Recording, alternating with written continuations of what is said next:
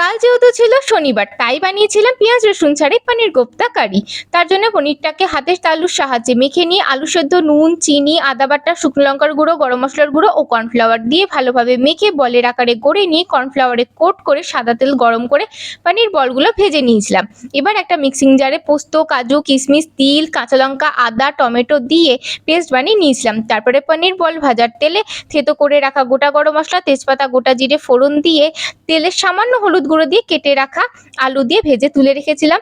তারপরে তেলে হলুদ আর কাশ্মীরি লঙ্কার গুঁড়ো একটুখানি দিয়ে আগে থেকে পেস্ট করে রাখা মশলাটা দিয়ে পরিমাণ মতো নুন, চিনি দিয়ে কষে ভাজা আলু দিয়ে মিশিয়ে জল ঢেলে ঢাকা চাপা দিয়ে দিয়েছিলাম। আর তারপরে আলু সেদ্ধ হলে গরম মশলার গুঁড়ো, কাসুরি মেথি ও ঘি, থাকলে তোমরা ঘি দিয়ে দেবে। আমার কাছে ঘি ছিল না, তাই আমি বাটার দিয়েছিলাম। দিয়ে মিশিয়ে নিয়ে পনির বল দিয়ে সামান্য একটুখানি ফুটিয়ে নামিয়ে নিলেই রেডি। আর সমস্ত উপকরণ কিন্তু ডিসক্রিপশন বক্সে দেওয়া আছে।